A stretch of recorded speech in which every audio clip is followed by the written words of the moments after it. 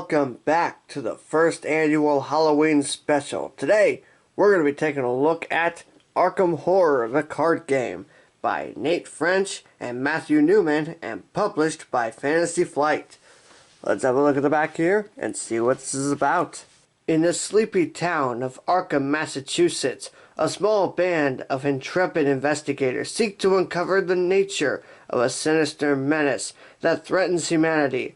But beware, the arcane realm holds countless terrors, and the investigators must take care to maintain a tenuous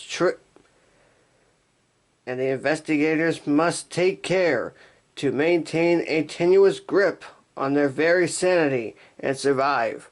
Arkham Horror the card game. It's a 1 or 2 player cooperative game in which each player assumes the role of an investigator and attempts to solve terrifying eldritch mysteries. With a second copy of this core set, 4 players can play the game together. Each game is a chapter in a longer campaign in which decisions carry far-reaching and unexpected consequences.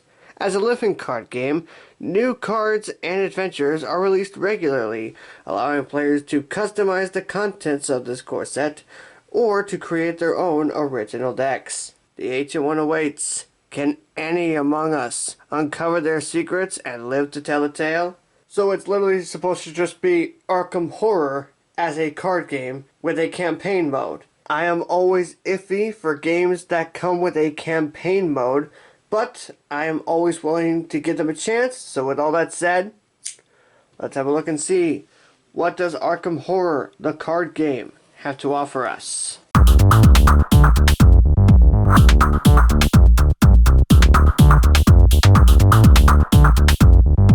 The game comes with a set of clue and doom tokens that you are going to be trying to get in terms of the clues, but you are trying to avoid the doom. And as you just saw, the tokens are double-sided to represent the two sides. There is a set of what they call supply tokens, and these are basically what you are going to use in order to be able to play cards that you have.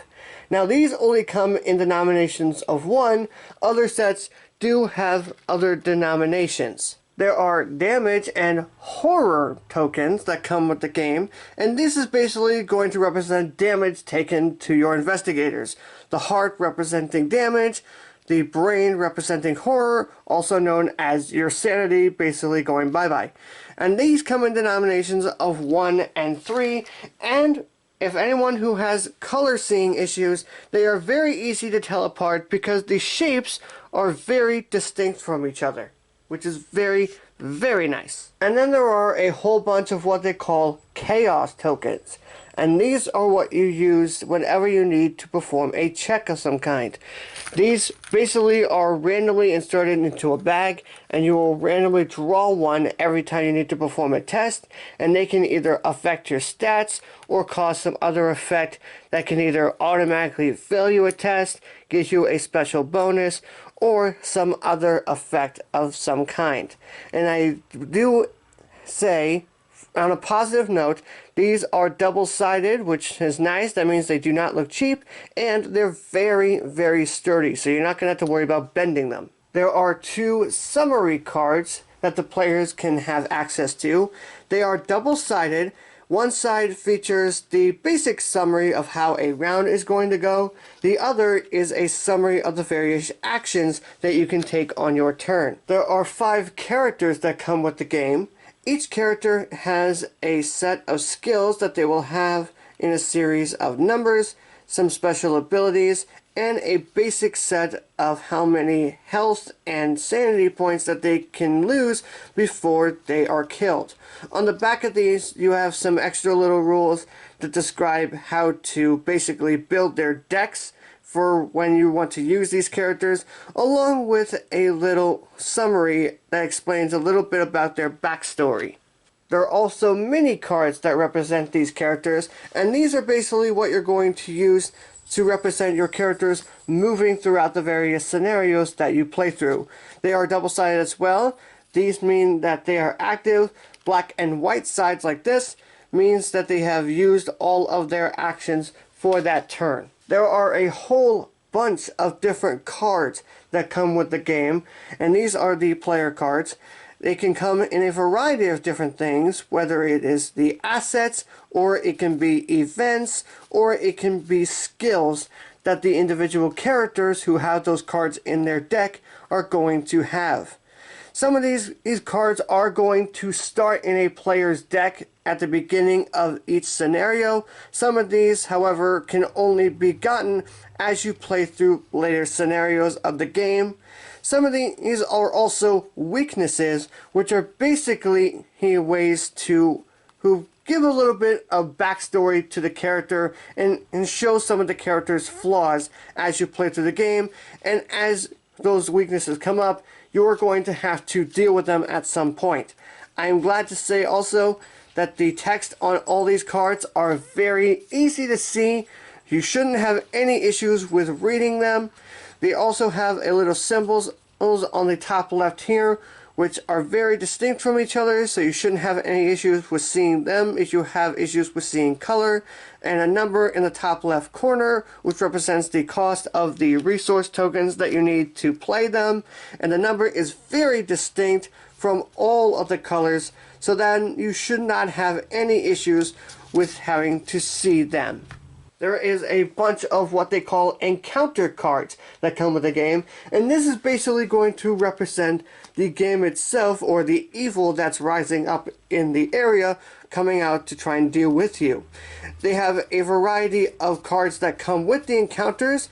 The majority of these are either going to be monsters that you are going to have to fight at some point, or treacheries, which are basically cards that are going to make it a whole lot harder for you to deal with the various menaces that come and plague the city.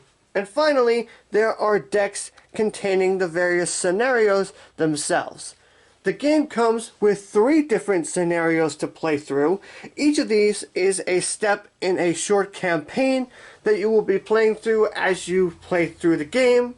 Each of these sets has a little summary card that basically describes the difficulty of what you want to play through and how it's going to act when you play on a certain difficulty. There are what they call an agenda card and act cards that will give you a little bit of a story of what's going on in the game, and on the back of these they're going to give you a set of instructions to do if you ever reach those points.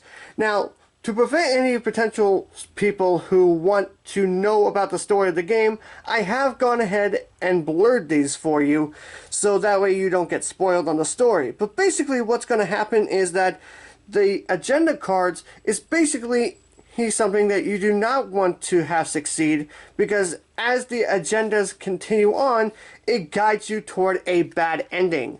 Whereas on the acts cards, the act cards, you want to have these cards continue on, because this guides you toward a good ending.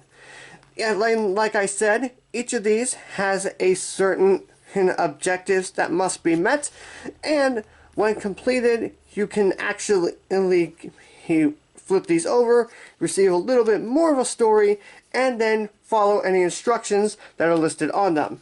They also have a series of rooms that you are going to need in order to play that specific scenario.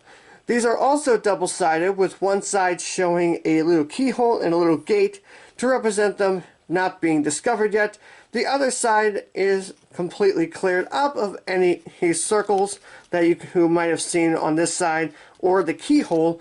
This basically means that you had found those rooms.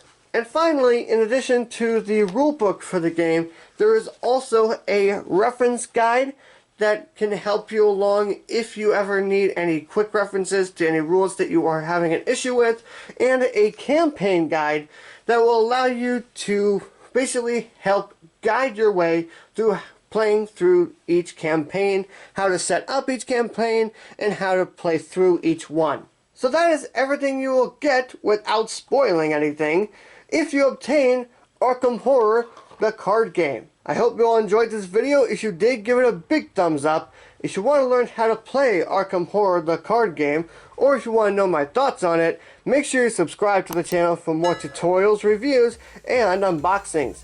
Thank you all always so much for watching, and I will see you in the next video.